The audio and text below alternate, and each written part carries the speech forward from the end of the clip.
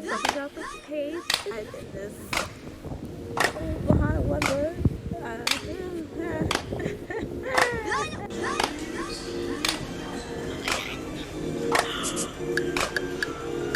Hey, oh, hey, yeah. Oh, yeah. Hi guys, welcome to Gypsy Junction. Welcome to my channel. What y'all doing? Y'all doing good? Y'all getting tired of this? Me too. I'm not gonna lie to y'all. Like, I'm tired. I'm getting tired. I only get dressed up for videos. That's it. I only get dressed up for videos. I have been wearing sweatpants, t-shirts, long t-shirts. That's it. That's all I've been talking. All I've been wearing, not talking about. But enough about the virus. I'm tired of hearing it. Coronavirus, like quarantine. Those two words, quarantine, coronavirus. I muted them on Twitter because I'm tired of it. I just can't take it. But y'all didn't come to hear about that. Y'all came to hear about this book review, so let's get into it. All right. So the book I reviewed this week is called The Incendiaries by Kwon.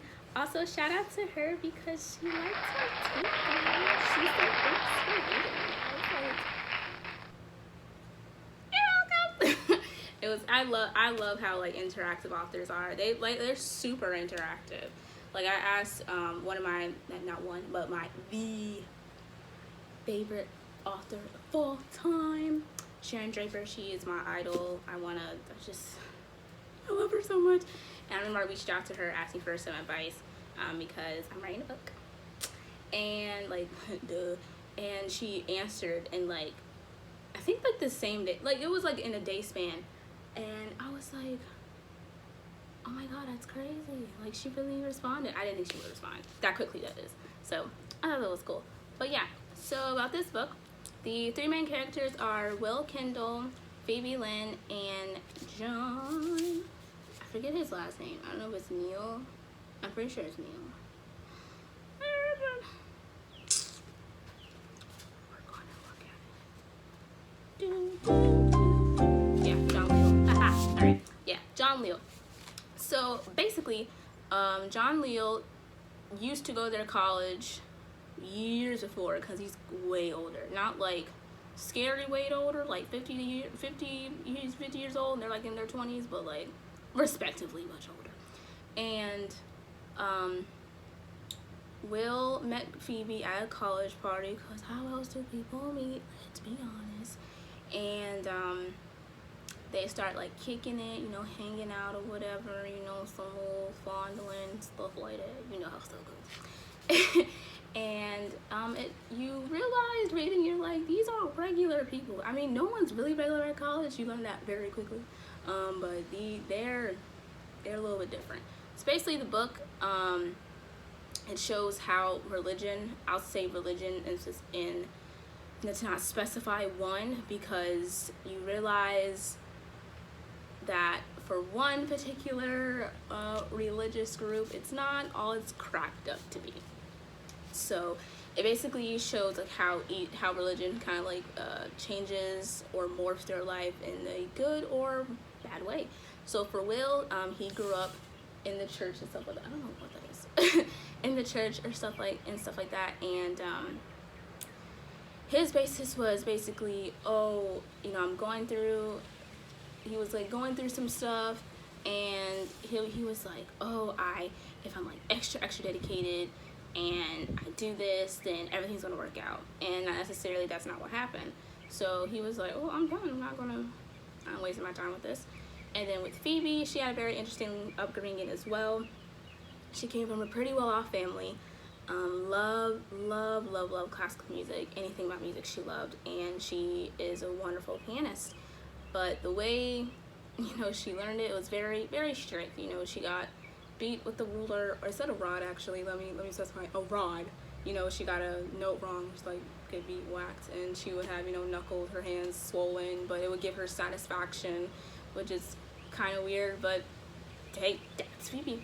So long story short, they meet at college and everything, and Will notices Phoebe has a very eclectic behavior. She they both don't open up, so let's start there. But she really doesn't open up, and she only opens up when she goes to these religious meetings led by John Leal. And turns out that Phoebe's father, he is a pastor in LA, and John Leal and him like met up and stuff like that. And her father, unbeknownst to her, until later in years, basically told John Leal about his daughter and was like in some personal information that he has no business knowing, basically. So it's like, I can't trust you, Dad. And she's like, why am I with you? And he wasn't really in her life. Well, not really. He wasn't in her life that much, like, if any at all. He beat her mother, and she unfortunately died. So she doesn't have really any good feelings towards him. But long story short,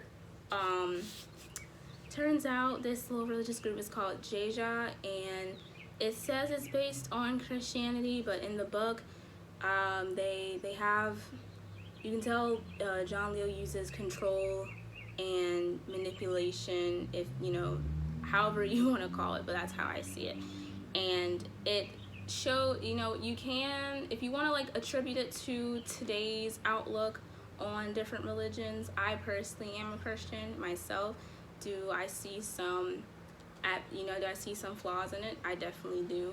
Me being especially African American as well, how they would use verses to validate negative actions that were done to my race, even today still, or even, and not just people who are who aren't African American, even African Americans today too. And this should not be used for that. I do not condone that behavior whatsoever. And also how they chastise others and that they think that's okay. But we won't get my soapbox right now. But basically what I'm saying is that unfortunately that it basically became labeled as a cult. And they were, I say allegedly, because in the book it doesn't solidify like the validity. It doesn't say like, oh, they actually did this, and that she was a part of it actually, because it shows her face in the camera, but we don't know the full story, because of course it left on the cliffhanger that they were a part of bombing 5 abortion clinics, and unfortunately one of them, there were 5 cheerleaders from a high school. So that was an issue. And it's a very interesting book, I'll tell you that. It's not long at all. It's actually pretty short. I mean, I personally, like I said, I don't think 210 pages is like long. I think it's like average, but what I liked about it is that the different topics that it talks about today. I mean, there are genuine cults out here in these streets, so it's real life stuff, guys. But however your outlook is on religion, Christianity, of the like or anything, I still would read it. I still definitely would read it. I liked it. It was good. I liked it. It was tasteful. It was nice. How you can buy this book, you can go on Amazon. You can also go on Bookshop. Talked about that last week and posted about it on my socials. Also follow me on Instagram and Twitter, at Daisy Junction. You can put in your zip code and find the nearest local bookstore that you want to be associated with, and when you check out, it'll show how much money is going straight to that bookstore. So that's just really cool. So make sure you put in your zip code so you can be able to donate specifically to that bookstore.